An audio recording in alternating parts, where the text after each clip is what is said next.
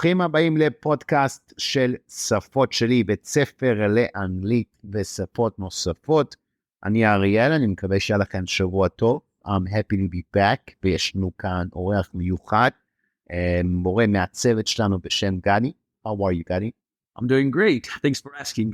All right, good to have you on this episode. הפרק הזה אנחנו נדבר קצת להיכנס למוח של polyglots, into the mind of a polyglot. מה זה polyglot, גדי? ההגדרה של פוליגלוט זה מישהו שדובר יותר משפה אחת.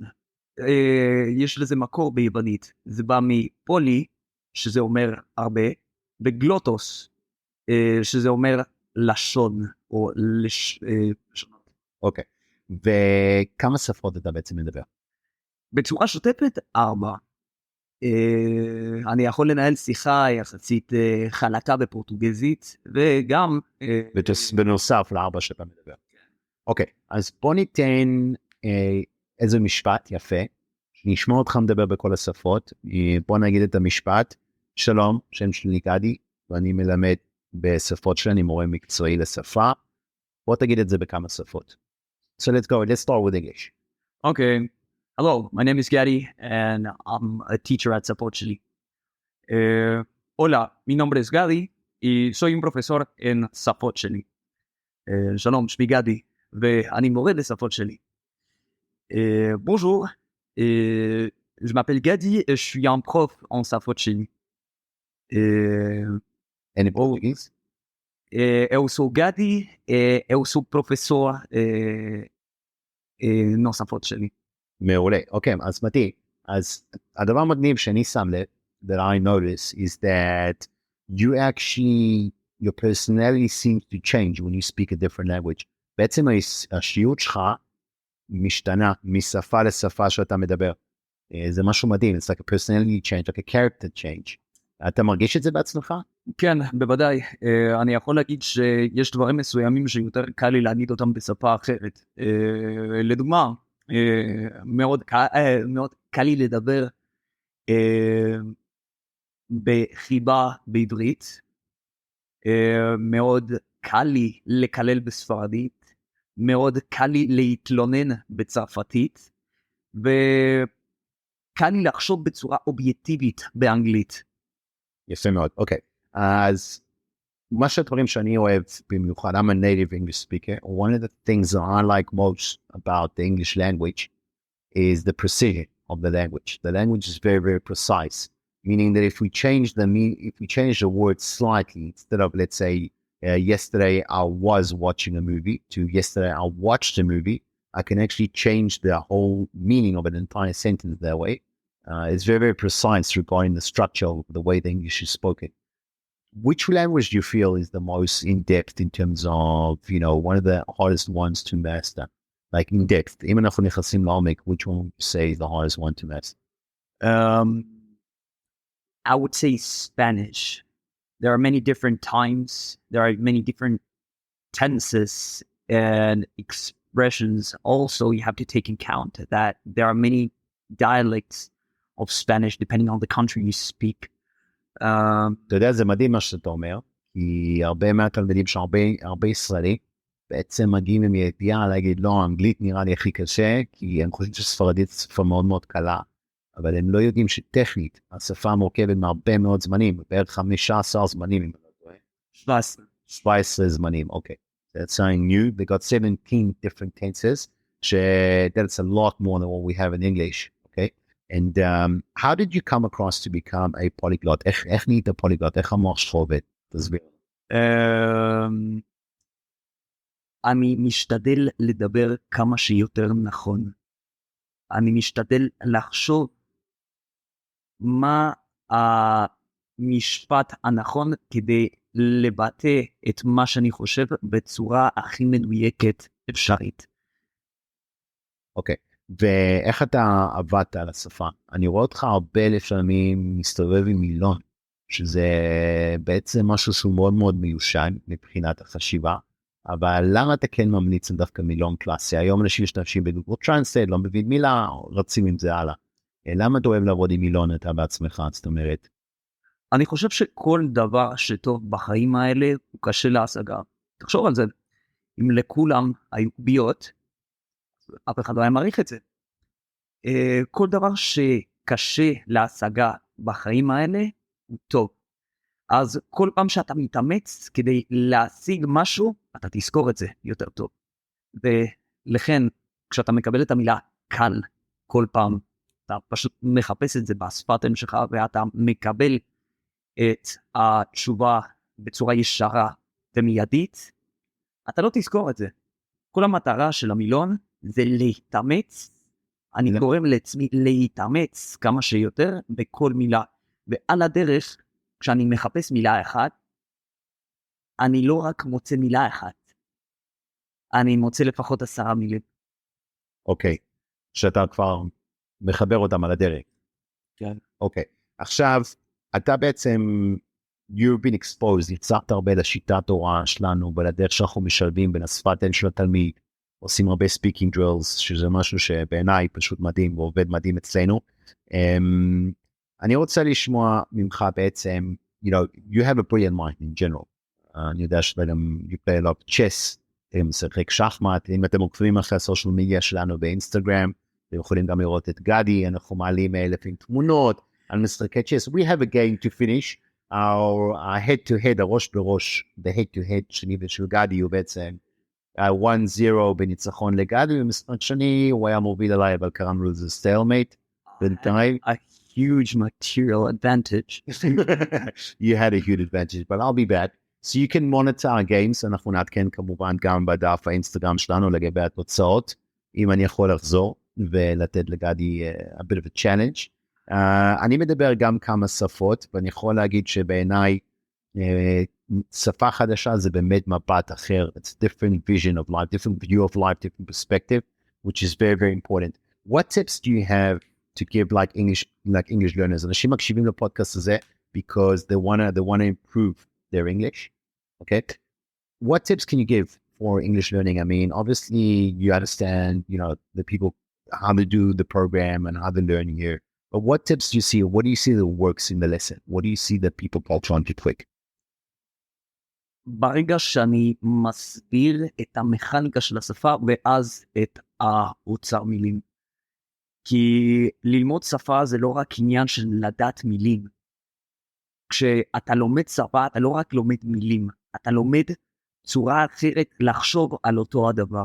אז מה שאני עושה זה מפרק את זה בשני חלקים, אוצר מילים והמכניקה של השפה, איך שפה עובדת. זה כמו גלגלי שיניים שמתחברים אחד אל השני, וזה פשוט עובד, כמו מכונה. אוקיי, ובדרך כלל כמה זמן לוקח לסיים דקדוק באנגלית? How long would it take to cover English grammar, present tense, past tense, future tense, in the progressive tenses שישראלים כל כך פוחדים ממנו? The progressive tenses are the ones that people generally get frightened about, but there's nothing to be scared about, right? There's a method to explain it simply and also practice the drills. How long do you feel normally it takes students to progress and get that down? I mean, if they do the homework and, you know, stick to a very rigid schedule and learn with a professional teacher? Well, obviously it depends on the student, but I would say in average about like 5 to 6 lessons. Until you get into deep speaking drills, which basically combine Hebrew and the language itself. Okay. Yeah. Now, tell us a little bit about your life experience. I mean, you are from a country called Peru, which is a lovely place. I've been there. I enjoy the people, enjoy the cuisine. I liked also you guys have beautiful natural resources as well and beautiful scenery. It's a nice place to travel. How do you feel that your life experience in Peru, how do you feel it's assisted you like in life to pick up languages, education-wise? Well, that's a good question. It is a good question. Like, I don't know if I could put in words how my childhood was. I would say it was pretty challenging, and at the same time, it was good. Like, it made me good. If I didn't have any challenges, I wouldn't be the person I am right now. I don't regret anything, but I wouldn't say that you're an amazing person. Like I'm telling you, like in terms of the way your mindset, your thinking goes, you can only be that sort of teacher or human being only when you're faced with challenges in life. People who aren't challenged never, I don't think, reach the depth at העומק שיש לך, גם כי להבין פסיכולוגיה של אנשים, and understand, be able to deliver the standard you're able to deliver. I want to ask you, like, what do you feel has been for you the most productive challenge? If you feel uncomfortable to share it, you don't need to share it. But what do you feel for you has been like, that's a big challenge where you feel you got over it and you're here today, that's made you, overcome and also be able to achieve your dreams of speaking multiple languages and לדבר כמה שפות and be an extremely smart guy with an amazing future? I've overcome many challenges in my life.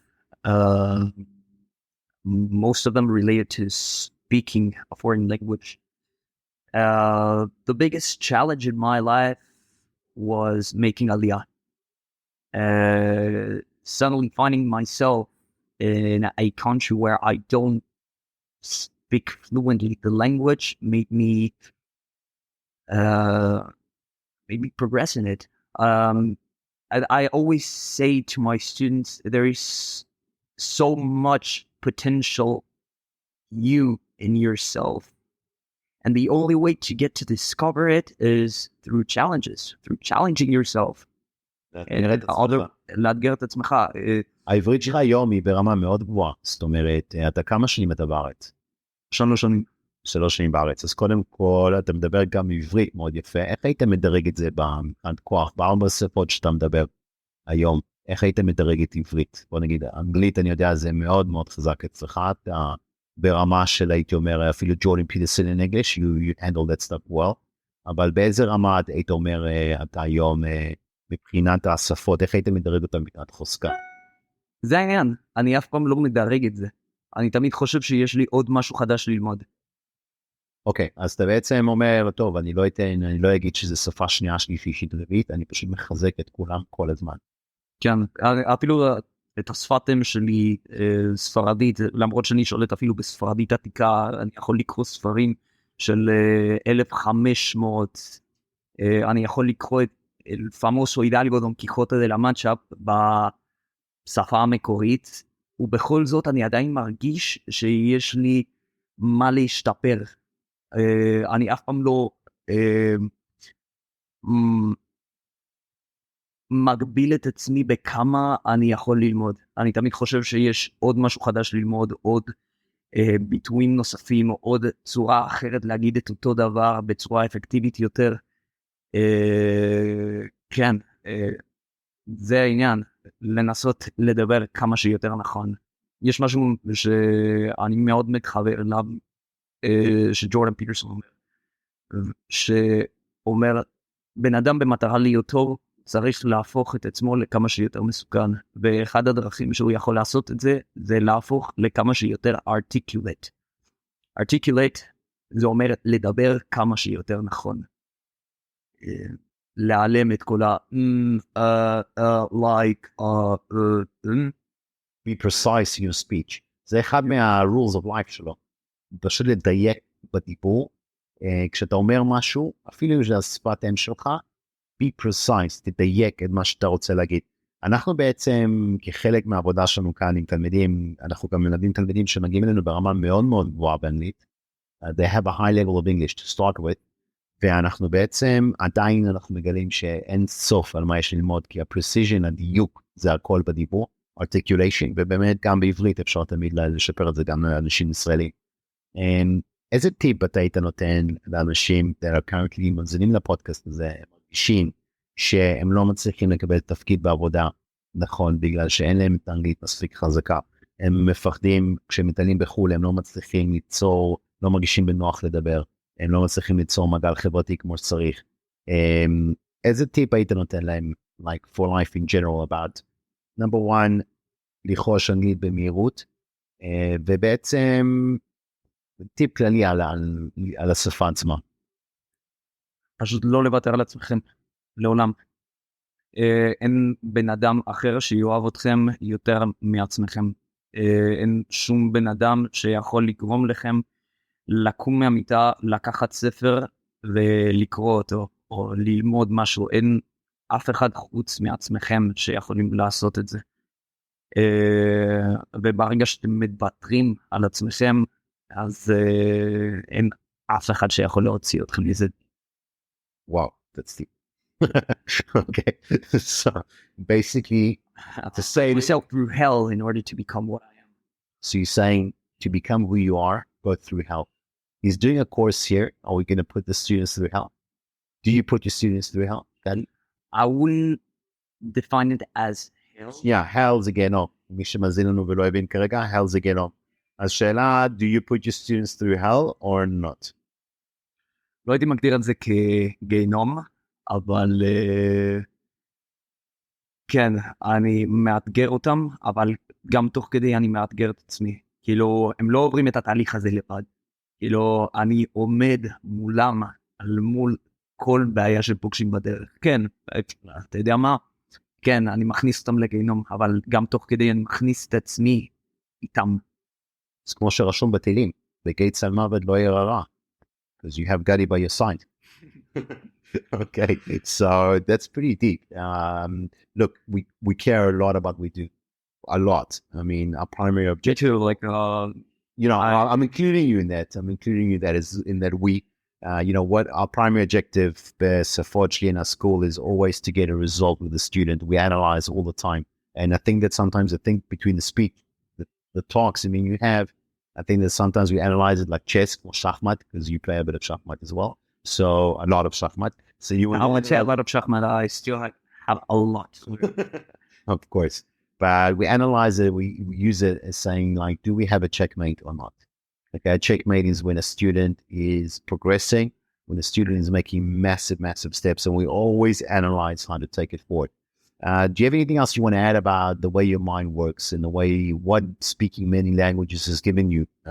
I've seen you speak with a lot of different people. I mean, especially in offices where we work, אנחנו נמצאים במשרדים שלנו, יש הרבה דוברי שפות, כל מיני שפות שבעולם אני רואה אתה מצליח להתערבב עם הצוות ועם אנשים מסביב בצורה פשוט מדהימה, כמו דג במים.